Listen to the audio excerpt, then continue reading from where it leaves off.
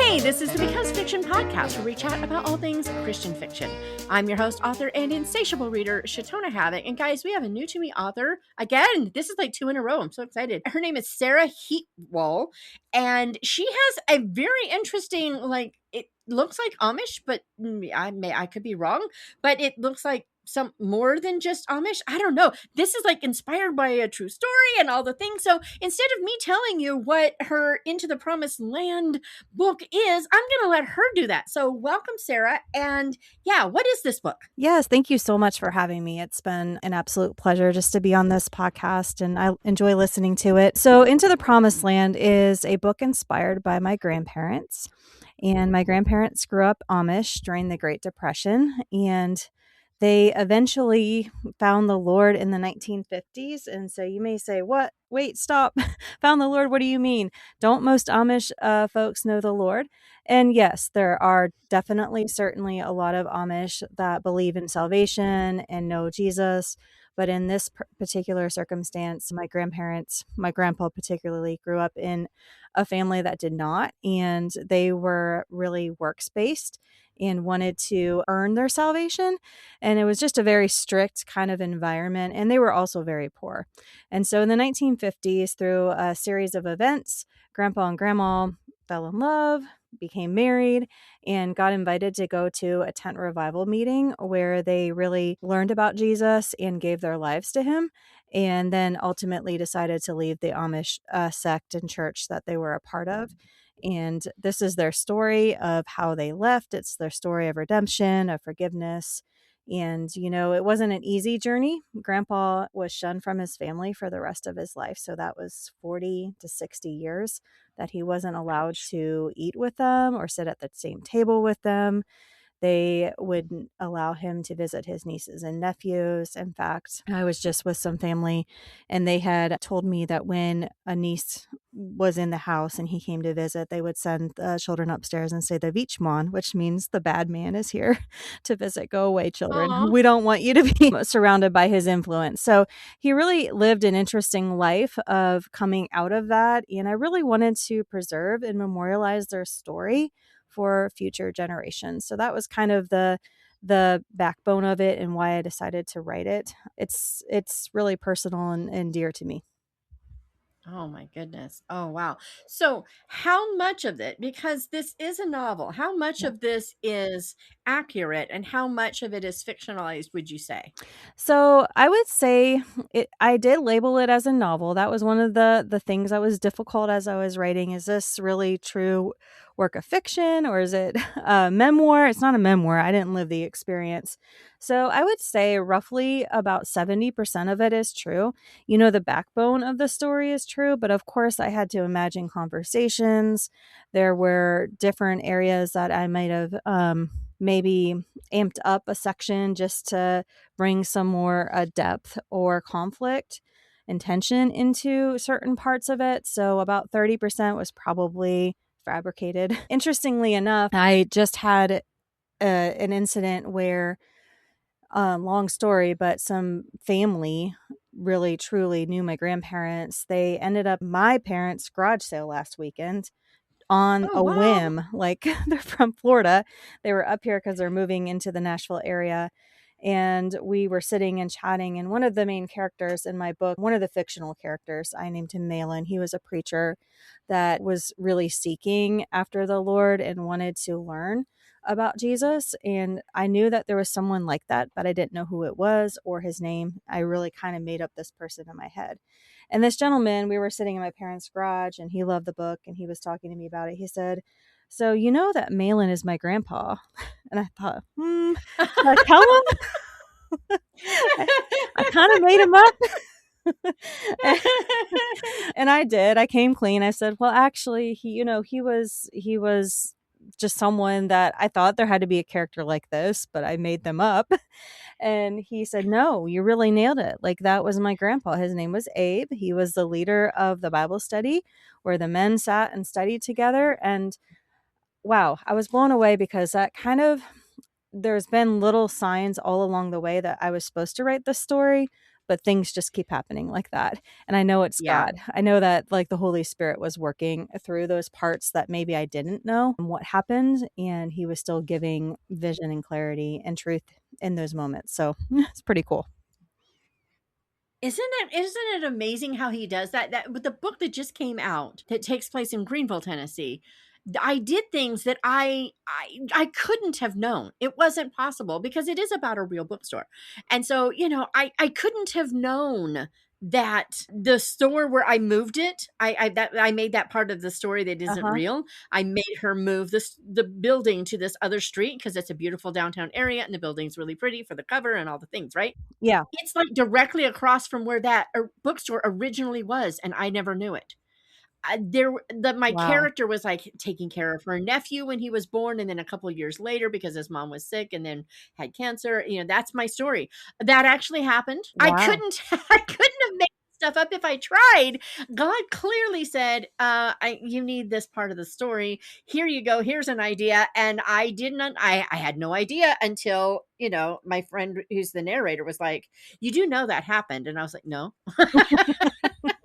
That's great. And so, yeah, I think he does that for us sometimes. He He just does. like, I know the whole story, and I'm just going to let you know it without you knowing that I let you know it until maybe I let you know, or maybe I don't.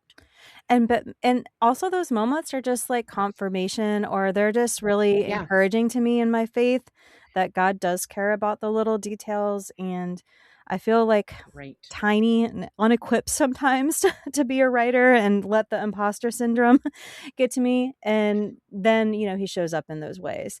And so Yeah. I just love that. I love that. Well, with a 4.8 rating on Amazon, this book is clearly not a problem. People are loving this book. I'm just saying. Goodreads also has a 4.7. Guys, those are incredible reviews. Just saying. And this came out on my mother's birthday, so that was Oh, really cool. that's I'm sweet. just like, yay. That's awesome. Goodness. So I gotta know, did you grow up hearing this story? Did you find out about it later? I mean, where did the story come from in your life? Yeah, so I knew it growing up. Like it wasn't something that we wore with like a badge of honor, of course. But I grew up in a small town in Ohio called Hartville. If you ever get to visit, they have a great Mennonite restaurant. It's huge and they serve delicious fried chicken. But anyhow, I digress. I'm going to get back on topic. And in Hartville, there was a lot of former Amish folks. So it seemed to be the place to migrate when you were getting kicked out of the Amish church in the 1950s and 60s. And so we had all Oh, these people that came to the town of Hartville and they settled in and started Mennonite churches. So Mennonite is a less kind of strict form of a denomination, I guess you would call it. One of the markers of Mennonites are they are considered peace loving folk and they're non resistant. So when you talk but about they're mission war, minded. and very mission minded, yes, absolutely. And so in Hartville, all these churches kind of started, and I grew up in one of them. I got married in one of them, and I kind of knew the background of how this heritage began. And it is really truly the story of so many people, ancestors, grandkids, great grandkids that I've talked to from Hartville. There's many of their own ancestors experienced shunning and so forth. And so I didn't know it. You know how you know something in your head, but maybe not your heart. And so I knew Right. it and didn't understand the impact of the decisions that my grandparents had made. And when let's just say I turned 40 and kind of had an epiphany like, hey, I want to get to know like my family history a little bit better. Like this story is pretty cool.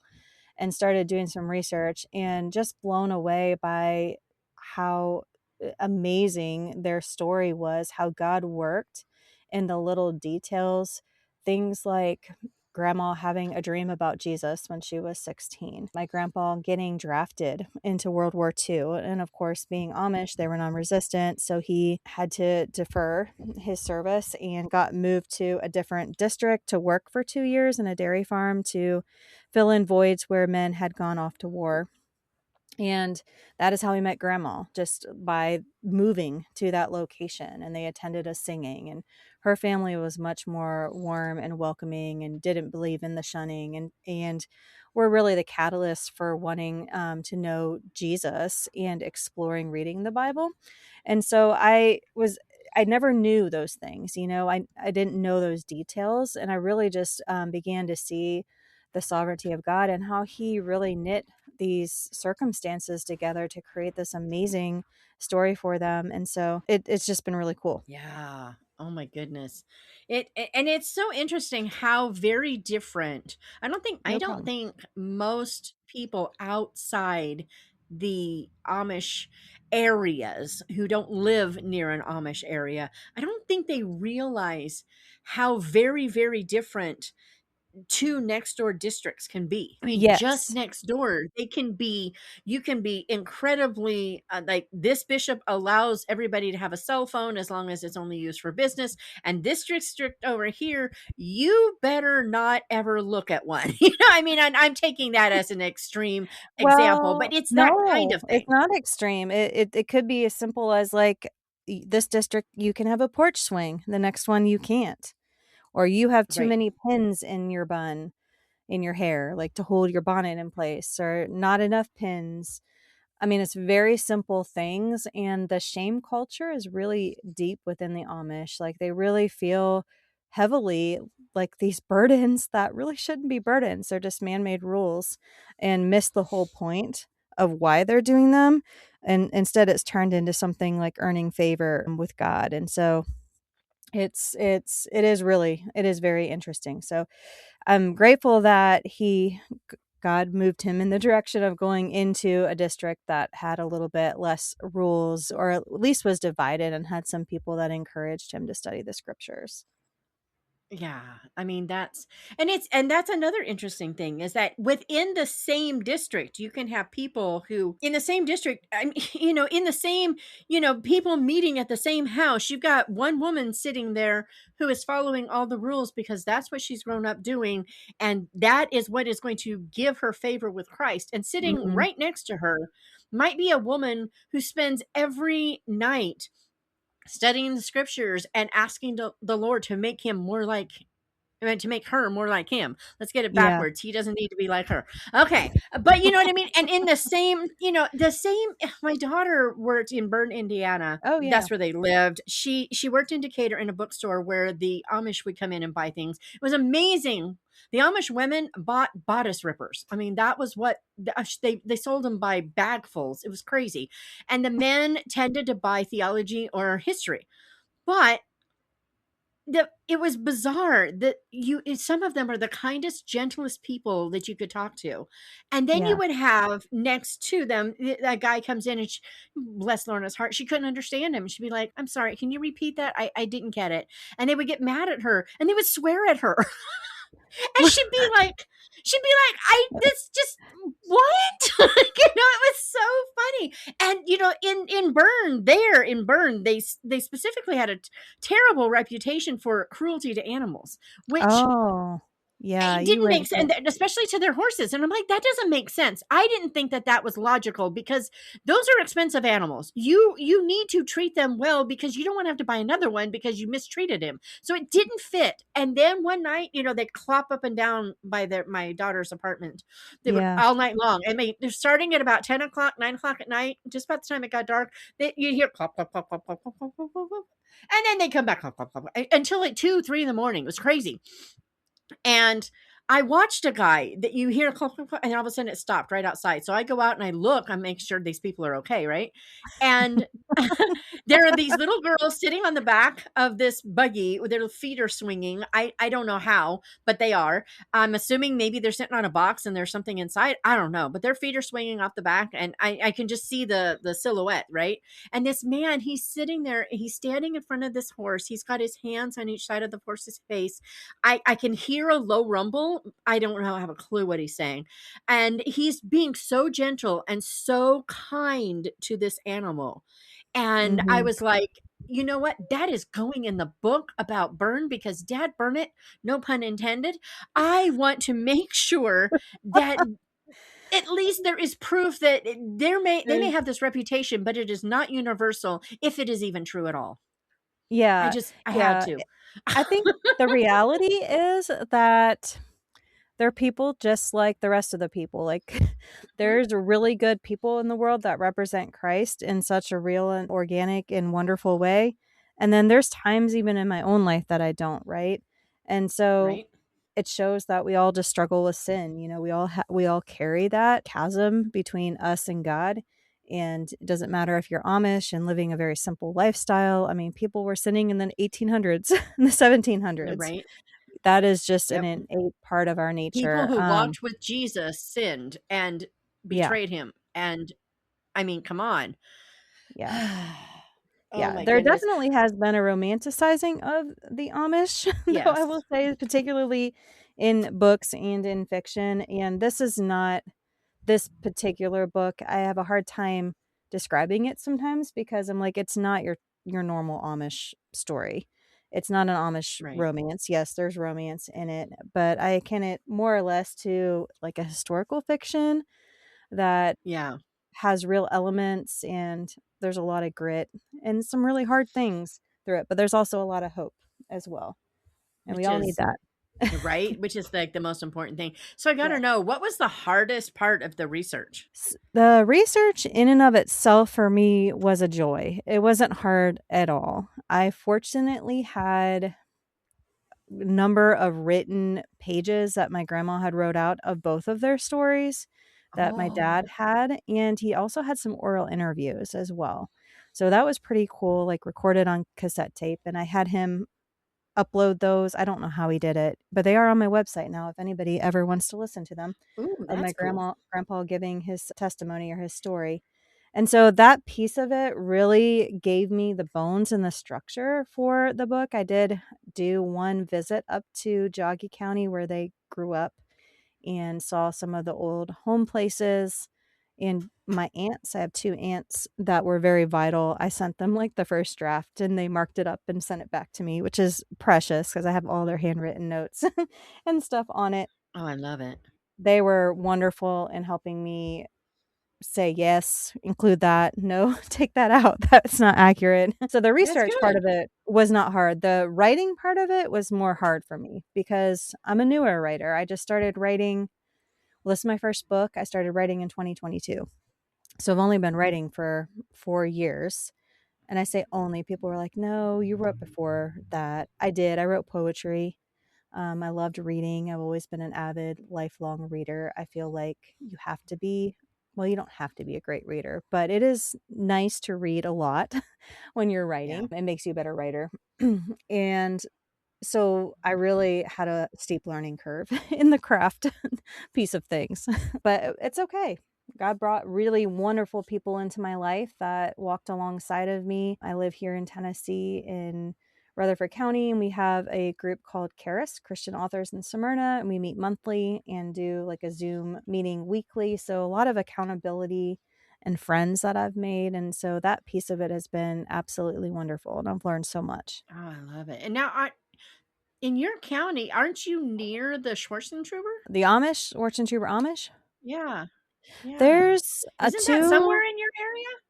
there's two settlements of Amish here in, well, there's different kinds, of course, but down south, I think that there are some Schwarzenegers. They're pretty, I hate to say they're pretty backwards, but they are like they're pretty strict, and I don't even know if they would have like water in their homes, like pump water, you know. So there's that. That's about an hour south, and then out about an hour and a half south of McMinnville is an old order Mennonite settlement. So they live like Amish, no electricity, no water, no horse and bug, not no horse and buggy, but horse and buggy. Mom and I just went out there last weekend actually, and to a greenhouse to get some plants. And when we got there, we had to use the restroom, and we asked the lady, so can you direct us to the restroom? And she smiled, this old order Amish lady, and said, well, we have an outhouse.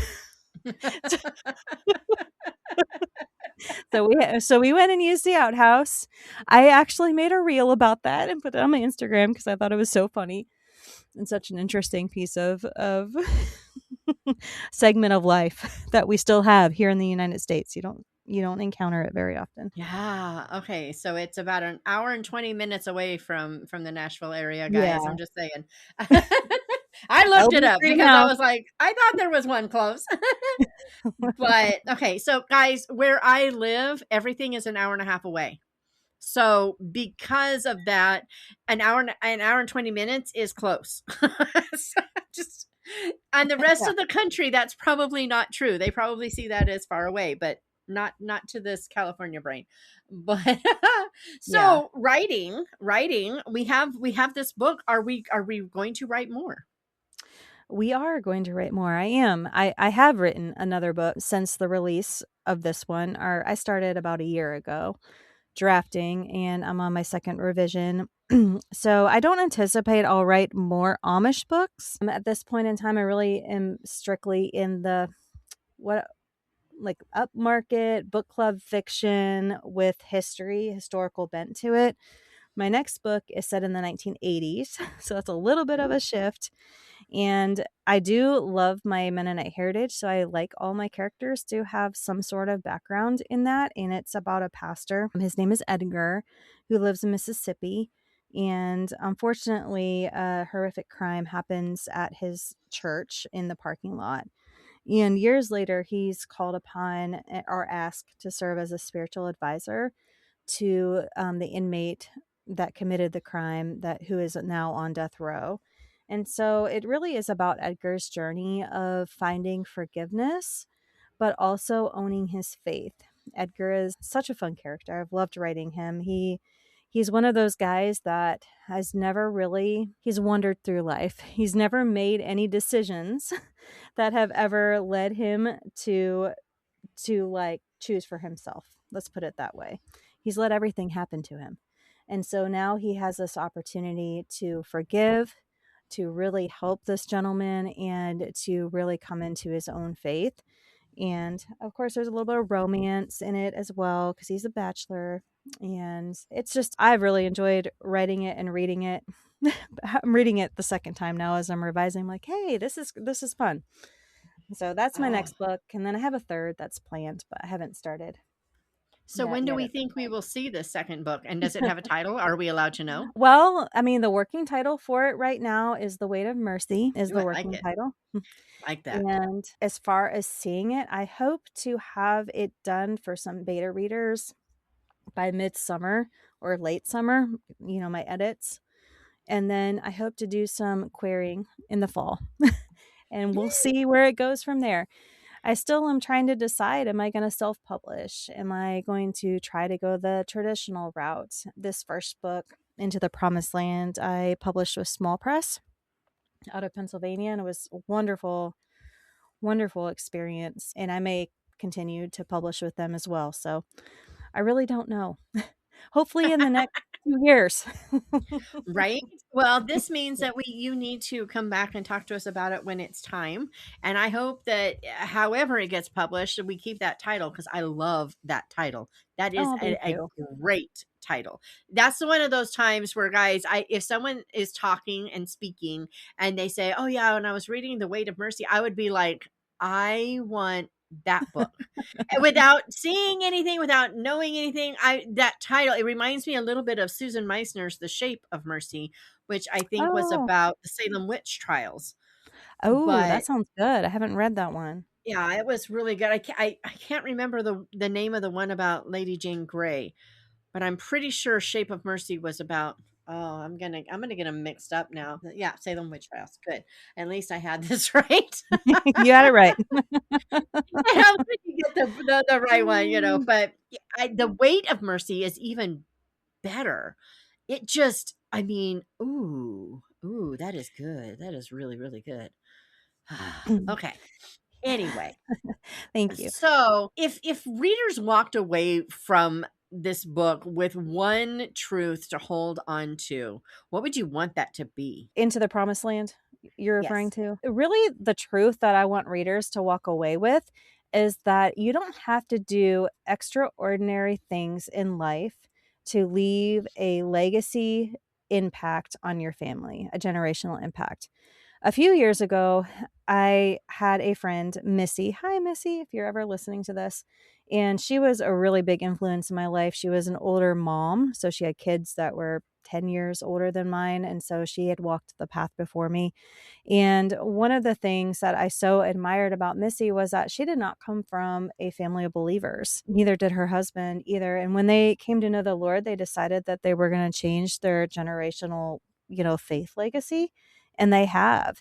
They all of their kids are following the Lord. They worked, prayed. They didn't really have someone necessarily to model that for them as they moved through life besides their local church and friends, but it wasn't like a parent that they had seen that from. And I really thought a lot about that as I was writing Into the Promised Land, because Grandpa and Grandma didn't have that either. They didn't have a family that was, Grandma did, but Grandpa did not have a family that was loving and showed him how to parent. And of course, they struggled in some areas themselves in that department, but they knew that telling their family about Jesus and leading them to church on Sundays, into a relationship with the Lord, was the most important thing that they could do. So if there's anything I want someone to walk away with the book with, it would be that your family and leaving that impact on your family is one of the most important things that you can do in this life, because it leaves a I lot love of it. generational impacts.